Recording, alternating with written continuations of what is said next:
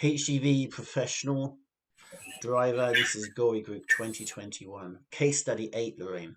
Today, Lorraine was going to drive her 3-axle truck. Maximum weight of a 3-axle truck is 26, yeah? Yeah. 26 tons. Rigid truck. Maximum length of a rigid truck? 12 meters, yes. Maximum height? 4.65. 4.65. Maximum width? 2.55. Fitted with a freezer full of containers of potato scone dough from Dublin to Barcelona. So that needs power, better be plugged in, especially when you're on the ferry. She looked forward to this journey because she had just finished 2 weeks holiday at home. So she must hate home. Lorraine knew this was an international journey, so what documentation would the driver need? Bail bond. Bail bond, yeah. I'm talking to the whole class. What documentation do you need as a driver? License. Driving license. CPC card. CPC card. Tachograph card. Tachograph card, and as you mentioned earlier, a letter of attestation if you're a non-EU member. So she brought her previous tachograph charts, hopefully for the last 28 days, plus the day she's working if it's analog. Leon, quick question there. Yeah. She's after having 2 weeks holidays. Yeah. So would she wouldn't obviously have tachograph for the 2 weeks she was off. So she would have to bring the 28 days before her holidays. No, it's 28 calendar days. Calendar days. Yes, so it's So the last 28 calendar days plus the day she's working. So she'd If be you only missing the worked 1 day 14. and then you took 2 years off and then you worked 2 days and then you took a year off and worked another days, you'd have 5 years of cards, wouldn't you? Yeah. You've only worked 5 days, but you had to return them to the office so they wouldn't have a record of what you're doing. So it's 28 calendar days. So if she was going away, she wouldn't have the 14 previous days because she was on holidays. Exactly, yeah.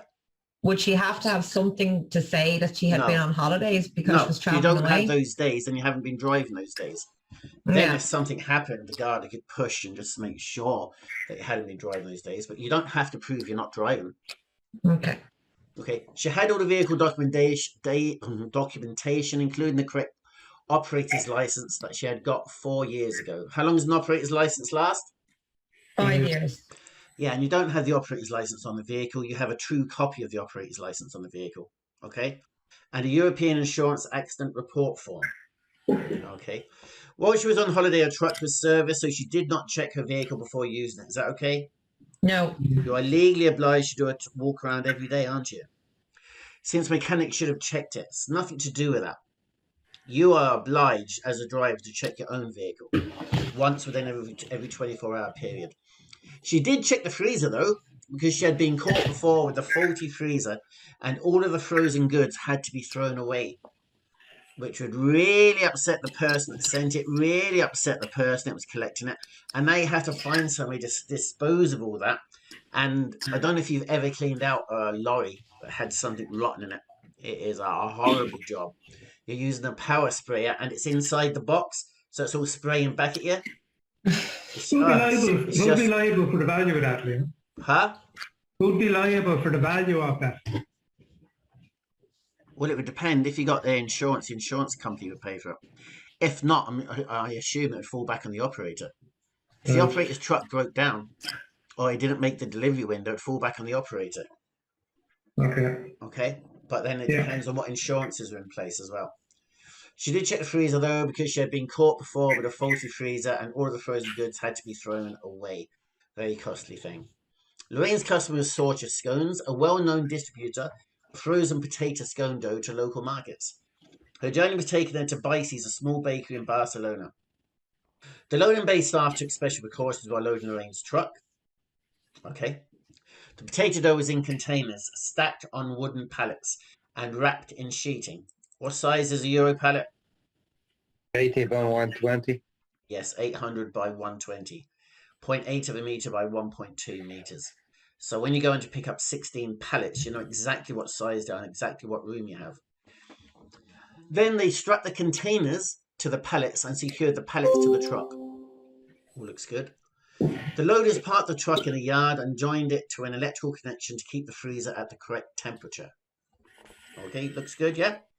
Yeah. After collecting the truck from the yard, Lorraine drove to Dublin Port, boarded the ferry, and used a driver bunk and meal voucher. You can't stay in the vehicle, so I assume that's a bunk up in a cabin somewhere. The ferry arrived in Holyhead. Lorraine knew she had no time to waste in getting to Dover to catch another ferry for Calais. Her truck was one of the first off the ferry. How long do you have to get on and off a ferry if you interrupt your rest? 30 minutes. Hour. Hour and no. 20, 30 minutes on, 30 minutes off. She drove through the customs, and if it's onto a train, the train journey has to be more than 8 hours long. She drove through the customs without delay and onto a clear road. Her journey to Dover began at 10:30. There's a bit of maths for you, because I know you love maths. And took her along the A5 leading to the M6. She had heard from other drivers on the ferry that there were roadworks. While travelling through the contraflow roadworks of the M6, a traffic patrol car pulled Lorraine over, and a police officer asked if she was aware that her rear light cluster was not working properly. Where you get the brake light and the reverse lights and the indicators, that all together it's referred to as a cluster. Okay, it's just your backlights. When indicated, her brake light flashed, and when she used her foot brake, one indicator and fog light lit up. So she has a short somewhere. The police officer, that's more common than you think. That happened to me once on a bus as well. The police officer also noticed that the fuel filler cap was missing. That's a bit crazy. And the vehicle plate was not attached to the vehicle. Where should the plate be? Where should the plate be? Which plate? The number plate? The vehicle plate. No, the vehicle plate, not the license plate. The driver's side on the top of steps. Like. Yes, it should be on the steps, yes. No, the vehicle plate is the plate with the dimensions and specifications. The license plate is your number plate, okay? Rather, the plate had been stored loosely in the passenger door pocket. So the police officer gave a vehicle prohibition notice to Lorraine. Okay? A prohibition. Now, I thought that meant you can't even drive the vehicle, or you move That's what I thought. until it gets corrected. Yeah. But it's used here as like a little telling off. We'll research that after we finish this. Fortunately, the officer allowed her to drive away in the truck because she was running late for Dover. However, she would not drive over the speed limit, as there were several enforcement cameras on the M25. Not because it's dangerous and against the law, but because she knew there was cameras there, which had good vehicle speed limits of 16 miles per hour, which is 96 kilometers an hour. This is in the UK. After driving for 10 minutes, a bird dropped down into traffic in front of Lorraine's truck.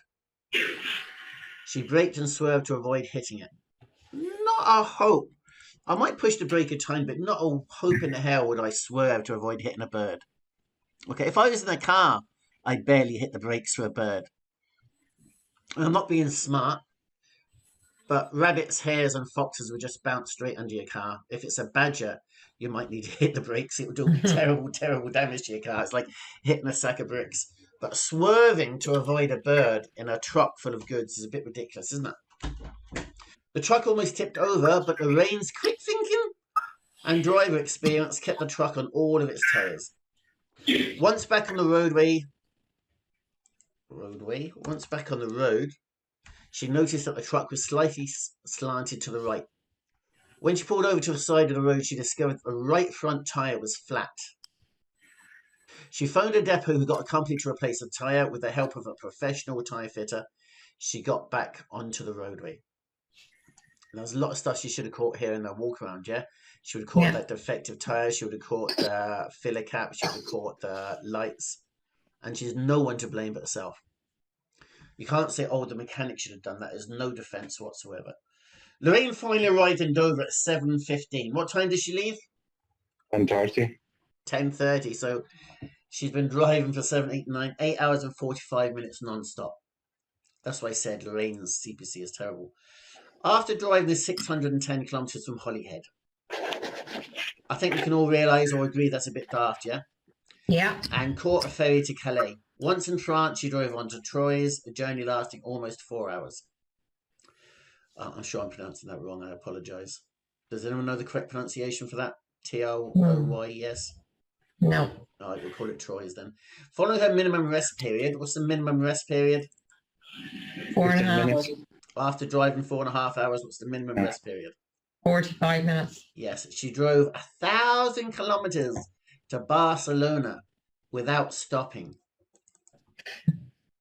Assuming she was doing 80 kilometers an hour, which is not possible, that's about 9 hours and 40 minutes or something, non-stop.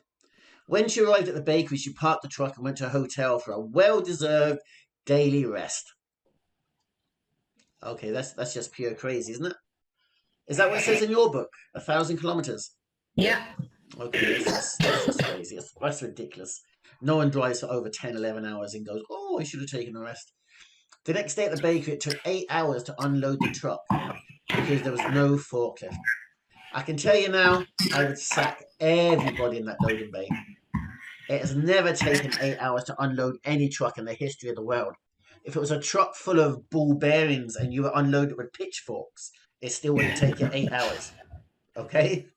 If you had to tear off the shrink wrap and handball it off the truck in between 3 or 4 guys, that's just ridiculous, okay? Nothing's ever taken 8 hours to unload.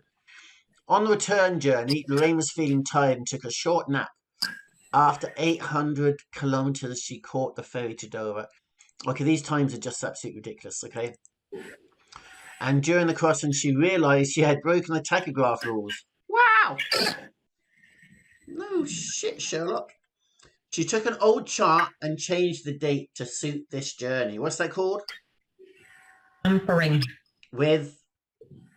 Tachograph. Altering with intent. Or altering with intent, yeah. To deceive. Eventually, she got off the ferry, and what's the penalty for that? €5,000 fine and up to 2 years in prison on conviction. No one really goes to jail, but yeah, fines and loss of license and stuff. Eventually, she got off the ferry and drove down a long, steep hill. What would you use there? You're going down a steep hill, retarded endurance brake, to join the motorway for Holyhead. She had a 3-hour delay at Holyhead before the ferry left for Dublin. Once on board the Dublin ferry, she replaced the real tachograph disc with a false one.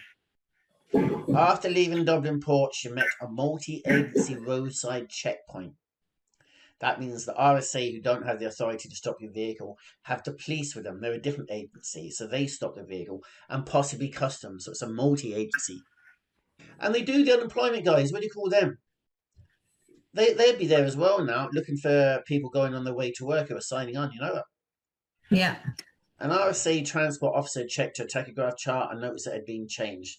It was a very stressful day for Lorraine. Okay, that was case study 8, Lorraine.